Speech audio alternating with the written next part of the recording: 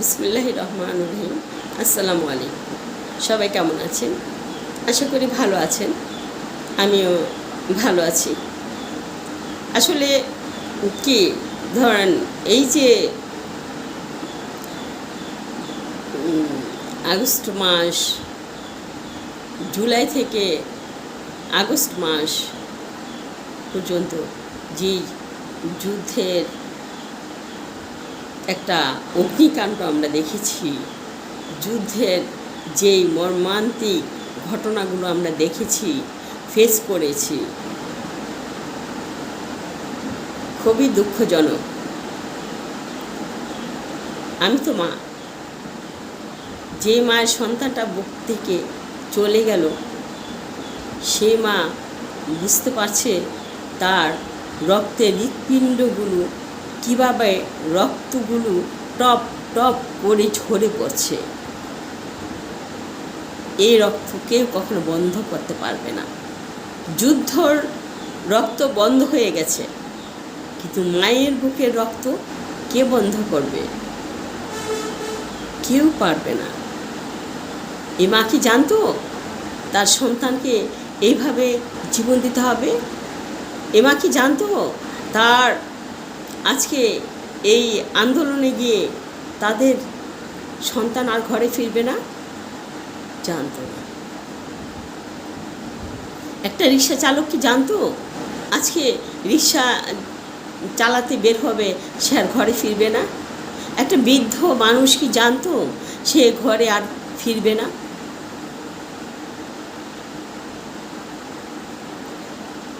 আসলে ভালো কিছু পেতে হলে জীবনে কিছু দিতে হয়, আর সেটাই মনে হয় আমার যেই ছাত্র জনতার সন্তানরা আছে তারা দিয়ে গেছে। আমরা পেয়েছি, তারা দিয়ে গেছে, কারণ তারা ভয় পায়নি। তারা ভয় পাওয়ার না, তারা বুক পেতে দিয়েছে। গুলি যদি মারতে হয় তাহলে আমার বুকে মারব, তারপরও এই আন্দোলন বন্ধ হবে না। কারণ এই আন্দোলন ছাত্র জনতার অধিকারের আন্দোলন। এই আন্দোলন আমার সন্তানদের আন্দোলন। যে আন্দোলন কোনো রাজনীতির না। এই আন্দোলন কোনো রাজনীতিবিদ আসেনি। এখানে কোনো রাজনীতির কথা চলবে না। এখানে ছাত্র জনতার কথা চলবে, যারা এই দেশটাকে আন্দোলন করে নিজেদের আদায় নিজেরাই ছিনিয়ে এনেছে, তাদের কথা চলবে। তৃতীয় কোনো ব্যক্তি, তৃতীয় কোনো মাধ্যম যদি খুশিতে লাফায় 3 নাম্বার বা ছাগলের বাচ্চার মতো যে আমি দেশ পেয়ে গেলাম, ভুল করছেন, ভুল করবেন। 15 বছর ধরে আপনারা কি করেছেন? 15 বছর ধরে আপনারা পারেননি দেশটাকে ছিনিয়ে আনতে? পারেননি? হ্যাঁ, আমি বঙ্গবন্ধুকে ভালোবাসি, এখনও ভালোবাসি, এখনও ভালোবাসবো। তাই বলে তার কন্যাকে আমার ভালোবাসতে হবে কেন? কারণ যে অন্যায় করে, অন্যায় যত তার সাথে যত নেতা কর্মী যারা ছিল তাদেরকে অন্যায় শিখিয়েছে, আর যারা সাধারণ পাবলিক জনগণ তাদের সাপোর্ট করেছে তাদেরকে প্রতিবন্ধী বানিয়েছে। কারণ তারা প্রতিদিন দেখতে পাচ্ছে যে আমি যদি একজন নেতার পিছনে ঘুরি, নেতার পিছনে আমি একটা সেলফি উঠাই, তাহলে আমি তার চেয়ে বড় নেতা হয়ে গেলাম। আমি যদি একটা নেতার পিছনে ঘুরি যদি আমি প্রতিদিন সকাল থেকে সন্ধ্যা পর্যন্ত 300 টাকা পাই, তাহলে তো আমার কর্মের দরকার নেই। তাই ওরা বুদ্ধি ওরা নিকর্ম, তাহলে ওরা নিকর্ম হয়ে গেছে, ওরা বুদ্ধি প্রতিবন্ধী হয়ে গেছে। ওরা নিজের বুদ্ধিতে কখনো চলে নাই, তারা অন্যের বুদ্ধিতে চলছে। আজকে দেশটা এই অধঃপতন হয়েছে, আমরা ভুক্তভোগী, পাঠার বলি হয়েছে আমরা সাধারণ মানুষরা। কেন আপনারা কেন এখন এত ক্রেডিট নিচ্ছেন যে দেশ আপনাদের হাতে চলে গেছে? 15 বছর ধরে যারা এই শোষকরা শোষক করেছে, 15 বছর আগে তারা কি করেছে? তারাও শোষক করেছে। মুদ্রার এপিঠ আর ওপিঠ বলতে একই জিনিস। আপনারা মুদ্রার এপিঠ, আর 15 বছর আগে যারা করেছে, শোষক করেছে, তারা মুদ্রার ওপিঠ। অতএব এই মুদ্রাটাকে বাদ দিয়ে দিন। এই মুদ্রার দরকার নেই বাংলাদেশে। কারণ এই মুদ্রা যদি এই বাংলাদেশে থাকে তাহলে আমরা পিষতে মরিচের যে পাটা পুতা যে পিষে মরিচ, সেই মরিচ হয়ে যাব, মরিচের পেস্ট বানিয়ে ফেলবে আমাদেরকে। আচ্ছা, আজকে আমাদের যে সন্তানরা যে কাজগুলো পেরেছে, জুলাই থেকে আগস্ট পর্যন্ত, আর আপনারা 15 বছর ধরে পারেননি তাদেরকে একটি চুলও লাড়তে। এখন আপনারা লাফাচ্ছেন, দেশ স্বাধীন হয়েছে, নতুন বাংলাদেশ হয়েছে, এখন কি, এখন আমরা আবার দলে আসব না। যারা ছাত্র জনতা, যারা এই দেশকে স্বাধীন করেছে রক্তের বিনিময়ে, যারা মা বাবার কথা চিন্তাও করেনি যে আমি যদি আজকে মারা যাই আমার বাবা মার কি হবে, আমি আমার বাবা মা সংসারের একমাত্র হাল ধরা সন্তান, তারা বুক পেতে দিয়েছে। আপনারা যখন নির্বাচন আসতো তখন কি করতেন? আপনারা মাঠে নামতেন। যখন আপনাদের লাঠি নিয়ে তারাই যেত, যখন বন্দুক দিয়ে আপনারা পিটাইতে যেত, তখন আপনারা পারেননি আপনারা তাদের কাছ থেকে ছিনিয়ে নিতে। আপনারা ঘরে যে বন্দী হয়ে থাকতেন, ঘরে বসে হাতে চুরি পরে বসে থাকতেন। আজকে ছাত্র জনতাদের তাদের কোনো অস্ত্র লাগেনি, তাদের ছুরি লাগেনি, তাদের বন্দুক লাগেনি। তারা এক হয়ে এই দেশটাকে তাদের যেই মৌলিক চাহিদা, ওই কোটা আন্দোলন থেকে শুরু হয়েছে। এই কোটাটা কি জানেন না? তখন আপনারা কি করেছিলেন? এখন অবধিও আপনারা কিছুই করেননি, কিন্তু এখন আপনারা খুব লাফাচ্ছেন, হাসছেন, ঘুরছেন যে দেশ স্বাধীন হয়ে গেছে, দেশ মানে চোরের হাত থেকে এখন ডাকাতের হাতে যাবে।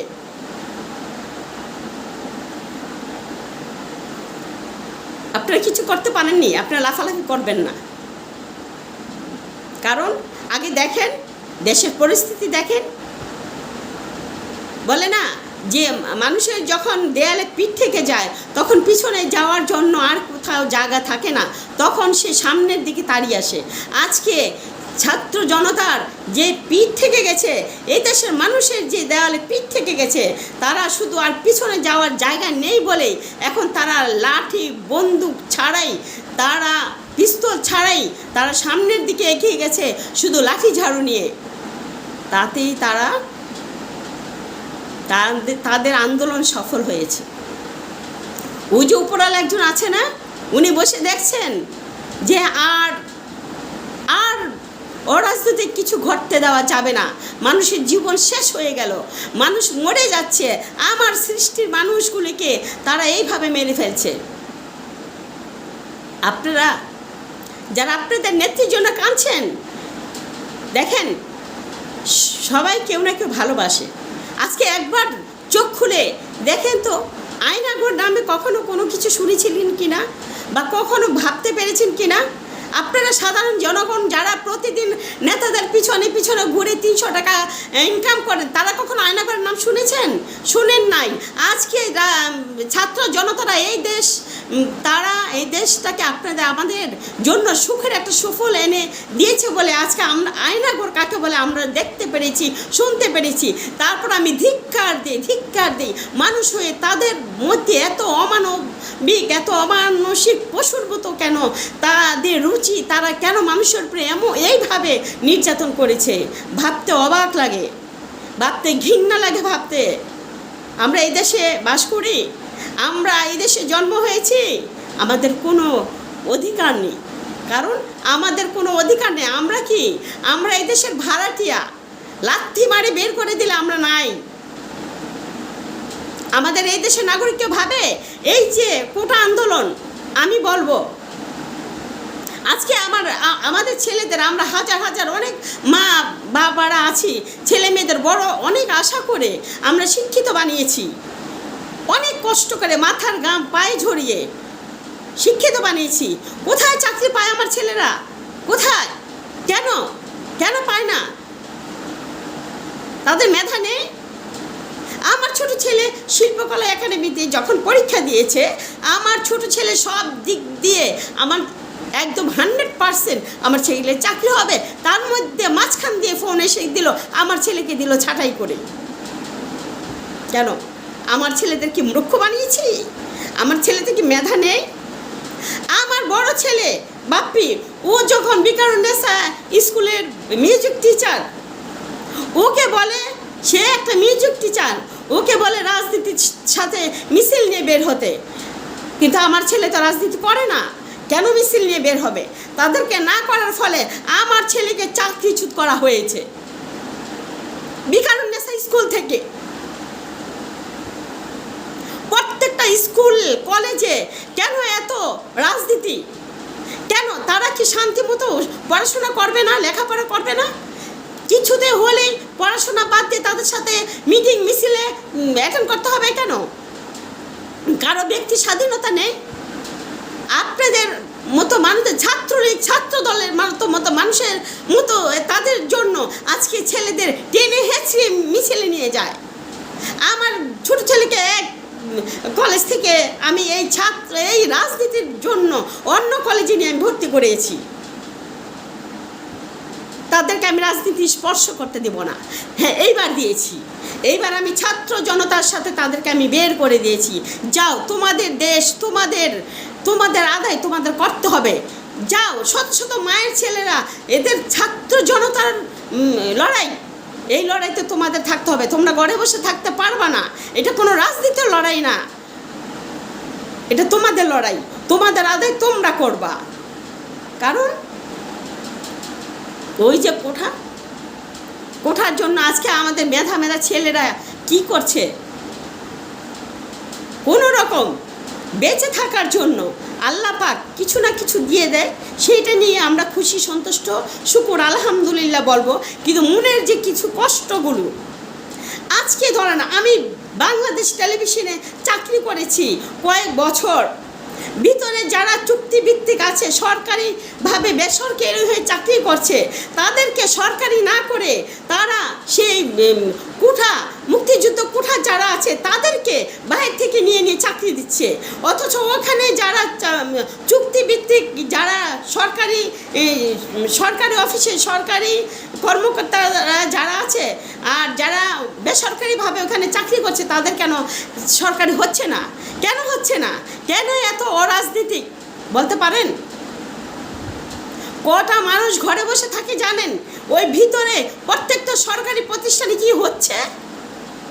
আমি ডক্টর ইউনূস স্যারকে দৃষ্টি আকর্ষণ করে বলবো, স্যার আপনার কাছে অনুরোধ, আপনার প্রতিটা সরকারি অফিসে এবং যারা নাকি এই যে চুক্তিভিত্তিক ভাবে চাকরি করছে, আগে তাদেরকে সরকারি করার অনুমতি দেন।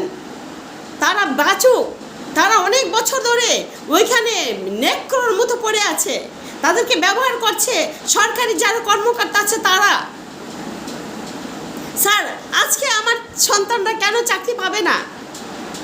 আপনি ঘরে ঘরে তল্লাশি করে দেখেন, অনেক মায়ের সন্তানরা মেধা হয়ে পড়ে আছে ঘরে, তাদের কোনো মূল্য নেই। তারা ছোটোখাটো একটা কিছু করে, আমি তো অনেক আশা করেছিলাম, আমি অনেক আশা করে আমার সন্তানদেরকে লেখাপড়া করিয়েছিলাম। আমি ভেবেছিলাম আমার বড় ছেলেকে বাপ্পিকে অ্যাকাউন্টে পড়াবো, আমি ব্যাংকে একটা ভালো, সরকারি ব্যাংকে একটা ভালো জব দেওয়ার জন্য, কিন্তু পারিনি। কেউ আমাকে সাহায্য করেনি, আর তাদের মেধা কোনো কাজে লাগেনি। এই মেধা আর সার্টিফিকেট ধুয়ে ধুয়ে আমাদের পানি খেতে হচ্ছে। ছোটো ছেলেকে আমি ইংলিশ মিডিয়ামে পড়িয়েছি যে অন্তত ওর হবে, তারপরেও হতে দেয় নাই। আজকে যে তোমরা ছাত্র জনতা, তোমাদের উদ্দেশ্য করে আমি বলছি, বাবা তোমরা এ পথ ছাড়বা না। তোমাদের মায়েদের দোয়া অবশ্যই তোমাদের কাছে তোমাদের আছে, তোমরা সবসময় সাহসী থাকবা। আরেকটা কথা বাবা, তোমরা কখনো এই দলকে ভেঙো না। তোমাদের মাঝখানে অনেক ধরনের পশু জানোয়াররা ঢুকতে পারে তোমাদের দলকে ভেঙে দেওয়ার জন্য। তোমরা ভয় পেও না, তোমরা একতা আছো, একতা থেকো। দেখো, চেয়ার একটা বড় জিনিস না, চেয়ারের ক্ষমতা সবচেয়ে বড় জিনিস না। যদি চেয়ারের ক্ষমতা বড় জিনিস হয় তাহলে আজকে শেখ হাসিনাকে কেন তোমরা বের করে দিলা? আমি মনে করি তোমরা তোমাদের সম্মান নিয়ে, ইজ্জত নিয়ে যেইভাবে তোমরা লড়াই করেছো, যে এই দেশের মানুষদের শান্তি দেওয়ার জন্য, এই দেশের মানুষদের দ্রব্যমূল্য কমাই আনার জন্য, এই যে গ্যাস, বিদ্যুৎ, পানি আমরা অনেক কষ্ট করছি। নিম্ন আয়ের মানুষরা কত কষ্ট করে তাদের ছেলে মেয়েদের লেখাপড়া করানোর জন্য গ্রাম থেকে শহরে যেয়ে একটা বাসা নেয় সাবলেটে, সেই সাবলেটে থেকে তাদের একটা রুমের মধ্যে মা ছেলে 3-4 মেয়ে ছেলে মেয়ে নিয়ে একটা রুমের মধ্যে তাদেরকে থাকতে হয়। কেন গিয়েছে তারা ওইখানে? তাদের সন্তানদেরকে অনেক কষ্ট করে এক ঘরে ঘুমাবে সবাই মিলে, তারপর তাদের সন্তানদেরকে ভালো জায়গাতে লেখাপড়া শিখিয়ে তারা যেন একটা ভালো উচ্চ পর্যায়ে একটা চাকরি দিতে পারে, চাকরি করতে পারে। কিন্তু এটা কে করবে? কে আছে আমাদের পিছনে? কে আমাদের সাহায্য করবে? এমন কেউ আছে আমাদের সাহায্য করার মতো? কেউ ছিল না, কারণ এটা রাজনীতি ছিল। এখন বাবা তোমাদের এটা রাজনীতি না। তোমরা যে কারণে, যে উদ্দেশ্যে এই দেশে রক্ত ঝরিয়েছ, অনেকে হসপিটালে এখনও পড়ে আছো, এখনও হসপিটাল থেকে একজন করে মারা যাচ্ছ। আর যারা স্পট ডেট হয়েছে তাদের জন্য আমার দোয়া রইল, তাদের যেন আল্লাহ পাক ক্ষমা করে তাদের জন্য জান্নাতবাসী করে দেয়। তার যেন কে যেন একবার একটা ফেসবুকে বলেছিল, একমাত্র আল্লাহ পাক নবী করিম সাল্লাল্লাহু আলাইহি সাল্লামের ওই যারা সাহাবীরা মারা গেছে তাদের ছাড়া কেউ শহীদ বলা যাবে না। কে বলেছে আপনাকে? কে বলেছে? আমি এখানে অনেক কমেন্ট দেখি, আমি এখানে অনেক পোস্ট দেখি, কিন্তু বলে না 3 নম্বর ছাগলের বাচ্চার মতো লাফালাফি করবেন না, করবেন না। আমি কোনো দলের পক্ষ নিয়ে কথা বলবো না, আমি আমাদের সন্তানদের নিয়ে কথা বলবো, আমি ছাত্র জনতাদেরকে নিয়ে কথা বলবো। তোমরা কারো সাথে হিংসাহিংসি করে বলো না কে কোন পদে গিয়েছে, এটা কেউ কখনো বলো না। তোমরা তোমাদের দলকে একদম নিঃশেষ করে দিও না, তোমরা তোমাদের দলকে ভালোবাসো। তোমরা যারা একতা হয়ে এই দেশকে সুন্দর করে গড়ে তোলো। তোমাদের পাশে আছে ডক্টর ইউনূস স্যার, আছে ওনার মতো একজন ভালো মানুষ তোমরা পেয়েছো, এইটা আমাদের কাছে অনেক বড় পাওয়া, অনেক বড় পাওয়া। ডক্টর ইউনূস স্যারকে আমি স্যালুট জানাই যে সে যে এই সময়তে আমাদের পাশে এসে দাঁড়িয়েছে। আগে দেখো এত অধৈর্য কেন আপনারা? আমি অনেক কমেন্ট, অনেক পোস্ট দেখেছি, অধৈর্য হয়ে গেছেন। জুলাই আগস্ট এর মধ্যে থেকে আপনারা মানে এই এখনই কেন দেশটাকে উল্টাই ফেলছে না, এমন আপনাদেরকে ভাব। হ্যাঁ, এখনই কেন সব হচ্ছে না? কেন 15 বছর ধৈর্য ধরেন নাই? এখন ধরেন না কিছুদিন ধৈর্য? আগে ধৈর্য ধরেন, দেখেন না কি হয়। আপনারা একটু অপেক্ষা করেন। এত 15 বছর যদি এত অভাবে ভুগতে পারছেন, 200-250 টাকা কেজি পেঁয়াজ রসুন খেতে পারেন, আদা রসুন খেতে পারেন, আর একটুখানি ধৈর্য ধরেন। আর একটু ধৈর্য ধরেন না, আপনাদের যা হবে আমাদের তো তাই হবে। নাকি আমরা মঙ্গল গ্রহ থেকে আসছি যা আমাদের ভিন্ন কিছু হবে? আমাদের ভিন্ন কিছুই হবে না। যাই হোক, আমার আসলে এতটুকু বলার ছিল। আমি কিছু অসুস্থ থাকার কারণে আমি ফেসবুকে আসতে পারিনি, কারণ আমি জানি না আমাকে কে কীভাবে নেবে। আমার দরকার নেই কেউ আমাকে ভালোবাসার চোখে একটা মুকুট পরায় দেয় না। আমি এটাও বলবো, ডক্টর ইউনূস স্যারকে কে কীভাবে নেবে, সেইভাবে তাকে সমর্থন করবে। যেভাবে নিবে তাকে সেইভাবে সমর্থন করবে। সুদখোর বলে, আগে নিজের চেহারাটা আয়না দিয়ে দেখেন না আপনি কি।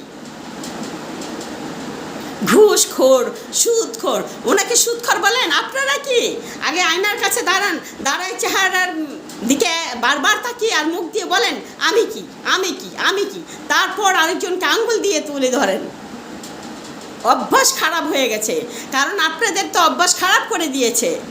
পর নির্ভরশীল, আপনারা নিজের উপরে নির্ভরশীল হয়ে কখনো হাঁটতে পারেননি, বলতে পারেননি, সাহস নেই বুকে, কারণ আপনাদের সেই সাহস আল্লাহ পাক দেয়নি। কারণ আপনাদের নফসের ভিতরে আছে শয়তান। আগে নিজের নফসটাকে পরিষ্কার করুন, নিজের নফসটাকে আলোকিত করুন, তারপর দেখবেন এই দেশটা কত সুন্দর হয়েছে। এই দেশে আলোকিত হয়ে গেছে। আপনি কে চোর, কে বাটপার, কে কি আমার বলার দরকার নেই। কারণ আমি একজন বলে আপনাদের কি করব। আমার ছাত্র জনতারা যারা আছে, ছেলে মেয়েরা, তারাই যথেষ্ট আপনাদের জন্য। তারাই চিন্তা করবে। ডক্টর ইউনূস স্যারকে এনেছে, সে আসেনি, তাকে আনা হয়েছে। তাকে সম্মান দিয়ে কথা বলুন, তাহলে আপনারা দেশে ভালো থাকতে পারবেন। তাকে সহযোগিতা করুন, আপনারা ভালো থাকতে পারবেন। আমরা সবাই এক হই, আমরা এক হয়ে আবার নতুন করে আমরা ভালোভাবে বাঁচতে শিখি। যে কতদিনই বাঁচি না কেন, আমি যদি একদিনও বাঁচি, তারপরে আমি বলবো যে আমরা সবাই মিলে শান্তিতে বসবাস করে একসাথে ভালো হয়ে বাঁচতে চাই। আমাদের রিজিকের মালিক আল্লাহ। আমরা যতদিন বেঁচে থাকবো এই নিঃশ্বাসের মালিক আল্লাহ। যারা শহীদ হয়ে গেছেন তারা এইভাবে শহীদ হবেন, এটাও আল্লাহরই হুকুম ছিল। আপনারা দয়া করে উল্টাপাল্টা কথা বলেন না, উল্টাপাল্টা কথা লিখেন না, নোংরাভাবে লিখেন না। একটা মেয়ে প্রতিবাদ করছে বলে তার পিছনের কত নারী নক্ষত্র আপনারা তুলে ধরেছেন ফেসবুকে। কেন? তার কি ব্যক্তি স্বাধীনতা থাকতে পারে না? সে প্রতিবাদ করাতে কি তার অন্যায় হয়ে গেছে? এই এখন তো এই ছাত্র জনতার ছেলে মেয়েরাই কথা বলবে, তাই না? তা আপনাদের কাছে আমার রিকোয়েস্ট একটাই, যে আপনারা অধৈর্য হবেন না, একটু স্থির হন। এত বছর কষ্ট করেছেন, দেখেন না কি হয় দেশটা, না হয় তারও কিছু কষ্ট করি। আর যারা বলবেন যে আমরা আবার নতুন করে এই দেশটা নতুন করে পেয়ে গেছি, এখন দেশ শাসন করবো আমরা, ভুল করবেন। আপনারা এগুলো বলেন না। 15 বছর আগের ইতিহাসে যান। যারা 20 বছরের ছাত্র জনতা আছে তারা 15 বছর আগের ঘটনা জানে না। কারণ 15 বছর যদি আমি ধরি, সেখানে তাদের সেই বাচ্চাটা ছিল 5 বছর, সেই বাচ্চাটা কি জানে, কিচ্ছু জানে না। আর সে এখন 15 বছর ধরেন, এই 20 বছরের যুবক, সে যুদ্ধ করতে গিয়েছে, কিন্তু 20 বছর আগের ঘটনা সে জানে না কি হয়েছে। এত আনন্দিত হয়েন না। আপনারা যে কীভাবে দেশ চালিয়েছেন সেটাও দেখেছি। আর 15 বছর ধরে যে যারা অরাজনীতি করছে তাদেরকেও দেখছি। আসুন আমরা দেশ নিয়ে ভাবি, আমরা সবাইকে ভালোভাবে বাঁচার আশ্বাস দিই। যতদিন বেঁচে থাকি, আমাদের নিঃশ্বাসটুকু আছে, আল্লাহ পাক আমাদের যতদিন হায়াত দিয়েছে, আমরা যেন সবাই সবার মতো করে একসাথে বাঁচি। আমরা কেউ কারো উল্টা পিঠে না ধরি।